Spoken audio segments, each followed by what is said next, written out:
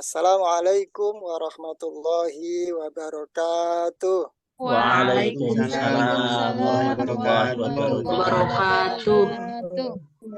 Bismillahirrahmanirrahim. Alhamdulillahirabbil alamin. Wassalatu wassalamu ala asrofil anbiya wal mursalin wa ala alihi wa sahbihi ajmain, amma ba'du. Alhamdulillah, pagi hari ini kita bisa berjumpa kembali dalam kegiatan kita, yaitu melanjutkan materi belajar akidah akhlak. Gimana kabarnya semuanya? Apakah sehat? Sehat, Sehat, Pak. Semangat kan? Semangat. Harus semangat ya. Dikit. Yang pusing siapa itu? Saya, Saya. Pak. Ya.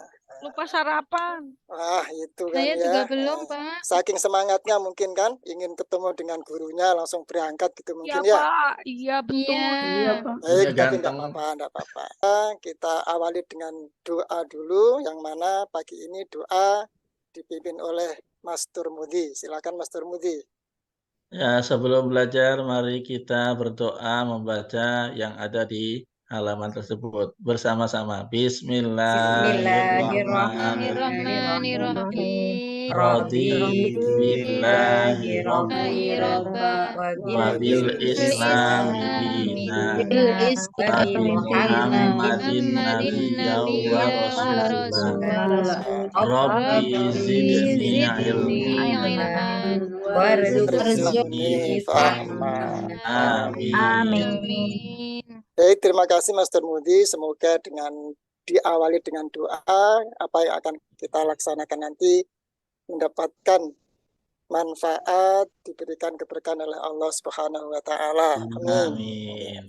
Untuk selanjutnya, kita biasa membaca surat-surat pendek, yang mana kali ini surat kita yang kita baca nanti ada kaitannya dengan materi yang akan kita bahas. Untuk itu kita baca bersama surat Al-Ikhlas. Bismillahirrahmanirrahim. Qul huwallahu ahad, Allahus samad, lam yalid wa lam yulad wa lam yakul lahu kufuwan ahad. Terima kasih. Dengan membaca surat Al-Ikhlas, kita berharap apa yang kita laksanakan selalu mendapatkan ridho dari Allah Subhanahu wa Ta'ala. Selanjutnya saya ingin ngecek satu persatu kehadiran dari anak-anak sekalian. Apakah hari ini ada yang tidak masuk atau masuk semuanya? Saya cek ya. Mas Muhammad Imron ada? Hadir, Pak. Ada. Mbak Mistriani ada? Hadir, Pak. Ada. Mbak Siti Sarifah ada? Hadir, Pak. Alhamdulillah hadir semua ya. Untuk materi kita yang akan kita pelajari adalah sifat wajib Allah. Tetapi sebelumnya saya ingin mengingatkan, merefresh kembali bahwa kemarin kita sudah membahas tentang Asma Husna. Ada yang ingat apa itu Asma Husna? Saya, Pak Guru. Nama-nama yang baik punyaan Allah, Pak. Nama-nama Allah. Yang tahu silakan tujuh jari. Mbak Sulastri silakan. Nama Asma Husna. Ya, Pak. Itu. Gimana surah apa, Pak Guru? Asma Husna itu apa artinya? Nama-nama Allah yang baik, Pak Guru. Oh, nama-nama Allah yang baik. 99, Pak Guru. Wah, lengkap sekali. Terima kasih Mbak Sulastri. Saya hafal, Pak baik. Guru. Ketika Allah itu mempunyai kerajaan yang besar, berarti Allah itu bersifat apa? Ada yang tahu? Allah mempunyai kerajaan yang besar. Berarti sifat Allah apa? Al-Kabir. Al-Kabir. Baik, terima kasih Mas Imron. Masih ingat berarti ya pelajaran yang kemarin? Masih. Ya, Pak. Masih. Tujuan pembelajarannya adalah menganalisis sifat wajib dan mustahil yang terdiri dari sifat nafsiyah, salbiyah, ma'ani, dan ma'nawiyah, dan sifat jaiz Allah Subhanahu wa Ta'ala. Tentunya kalian pernah mendengar mendengar tentang nama-nama Allah yang ada 20 itu, ya. Nama-nama Allah. Kira-kira Allah itu apa sih? Ada yang tahu Allah itu apa? Tuhan, Pak. Tuhan. Terus Yang Allah itu menciptakan di mana? alam semesta. Yang menciptakan alam semesta. Baik, terima kasih. Allah di mana ya kira-kira? Allah dekat, Di Pak. hati, Pak. Oh, Allah di hati. Ada. Oke. Pak. Wah, Dimanapun dekat kita sekali ya. berada. Berarti kalau Allah di hati itu kita harus benar-benar hati-hati kan. Sebagai pendahuluan begini. Seorang muslim itu diwajibkan untuk mengetahui sifat-sifat yang wajib bagi Allah serta dalil-dalil naklinya, yaitu dalil nakli itu dalil yang diambil dari Al-Quran dan hadis serta dalil aklinya. Jadi sebagai seorang muslim itu ketika mengetahui sifat Allah yang 20 itu harus mengetahui dalil Al-Qur'annya dan mengetahui secara logikanya. Sedangkan untuk mengenal Allah sendiri, bahwa Allah itu merupakan zat yang tidak seperti makhluk. Allah itu tidak seperti kita yang punya tangan, punya wajah yang bisa dilihat, punya kaki berjalan, tidak seperti itu. Nah, untuk mengenal Allah yang tidak seperti makhluk itu, kita kesulitan untuk mengenalnya. Tetapi di sini ada beberapa imam yang membuat suatu konsep supaya manusia yang menyembah Allah itu mengenal Tuhannya. Di sini menurut pemahaman Ahlussunnah wal Jamaah ada Imam Abu Hasan Al-Asy'ari dan Al-Maturidi yang mengenalkan konsep teologinya dengan mengenalkan sifat-sifat Allah. Jadi untuk mengenal Allah yang tidak bisa dilihat itu cukup dengan mengenal apa? Sifat-sifat Allah. Yang ada berapa sifat Sifat Allah? Allah. Sifat Allah ada berapa? 3. Ada 40. 20. Oke, sifat Allah ada Itu sifat 20. wajib. Sudah hafal semua belum? Hafal. Belum, Sifat Pak, Allah belum. hafal ya. Nah, videonya ngambek nggak mau keluar suaranya. Kita nyanyi bersama saja. Iya, Ya, Pak. Pak. Tambah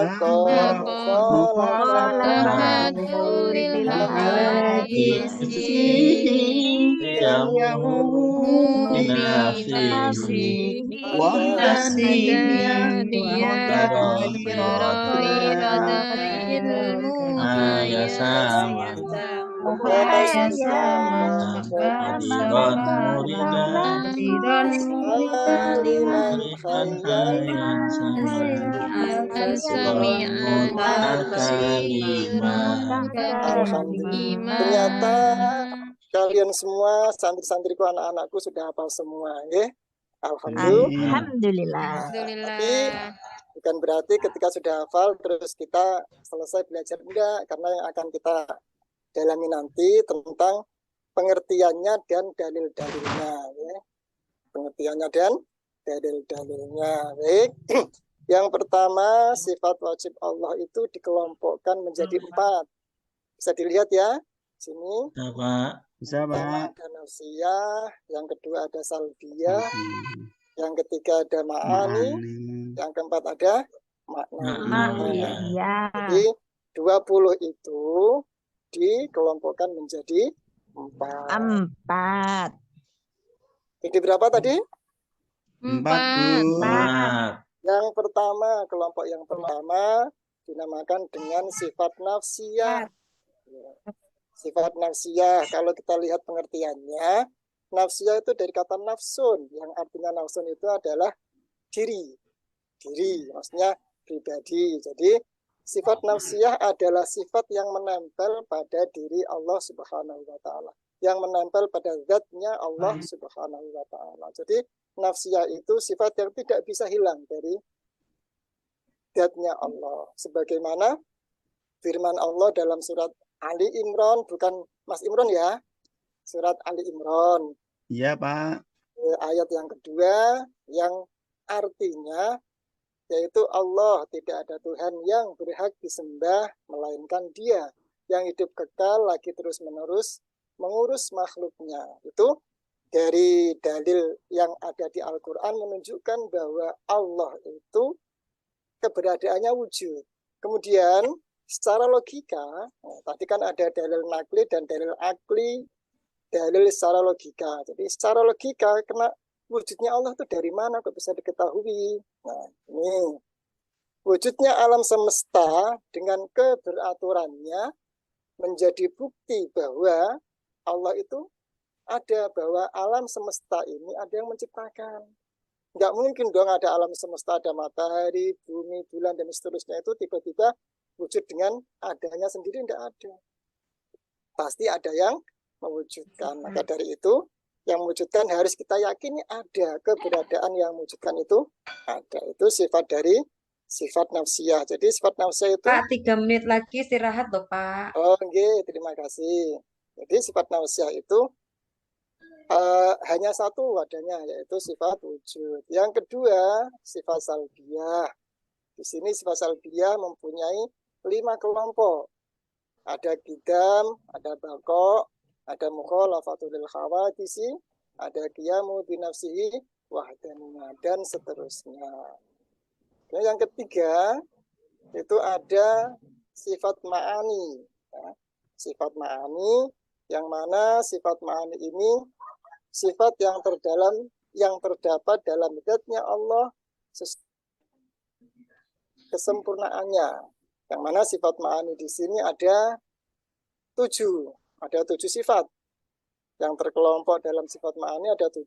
Yang pertama kudrat, irodat, ilmu, hayat, sama, basar, dan kalam.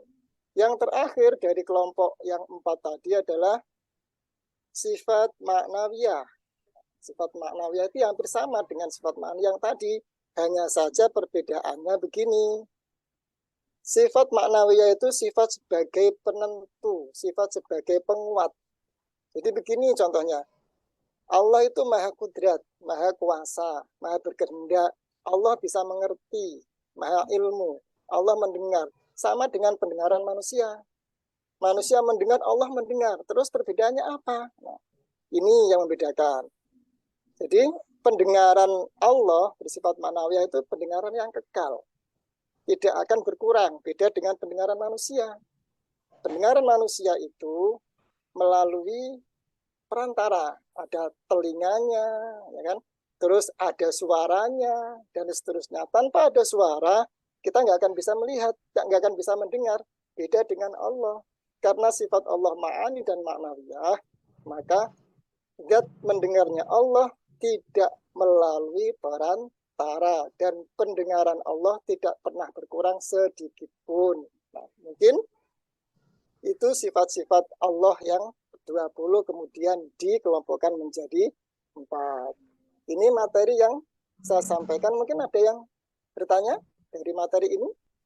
Mas Imran mungkin? Pak. Tidak, Pak. Ya, Pak. untuk selanjutnya sebagai tugas, kalian bisa berkelompok, menyesuaikan kelompoknya masing-masing. Nanti berdiskusi dengan pertanyaan apa? Pertanyaannya adalah ini.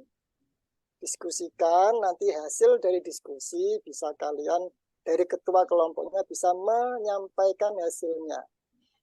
Ya, menyampaikan hasil diskusi tersebut. Pak, kelas sebelah udah istirahat loh, Pak. Bu. Kapan istirahatnya, Pak? Enggak, sebentar lagi. Bagaimana jika Allah lebih dari satu? Apa yang terjadi? Saya kasih waktu 2 menit untuk mendiskusikan. Nanti ketua kelompok saya panggil untuk menyampaikan hasil diskusi tersebut. Sudah diskusinya, saya panggil ketua kelompok 3. Teh Lili. Ada Teh Lili? Ya, Pak. Bisa disampaikan hasil diskusinya? Apa, Pak? Hasil diskusi dari kelompok Oh, Teh iya, Pak. Lili tentang pertanyaan ini. Berdasarkan surat Al-Anbiya ayat 22, sekiranya ada Tuhan selain Allah, maka akan terjadi kerusakan dan sistem semesta akan saling bertabrakan. Maka dari itu, karena alam semesta berjalan dengan keberaturannya, maka Allah bersifat esa. Baik, terima kasih. Bagus sekali jawabannya. Bahwa jika Allah itu lebih dari satu, maka alam semesta tidak akan teratur seperti yang kita lihat sekarang ini. Mungkin itu yang bisa saya sampaikan. Terima kasih atas perhatiannya. Untuk pertemuan yang akan datang, nanti kita akan membahas tentang sifat mustahil bagi Allah Subhanahu wa Ta'ala. Terima kasih. Kita akhiri dengan bacaan hamdalah bersama. Alhamdulillahirobbilalamin. Dan sampai jumpa. Assalamualaikum warahmatullahi wabarakatuh. Waalaikumsalam Waalaikumsalam warahmatullahi warahmatullahi wabarakatuh. wabarakatuh.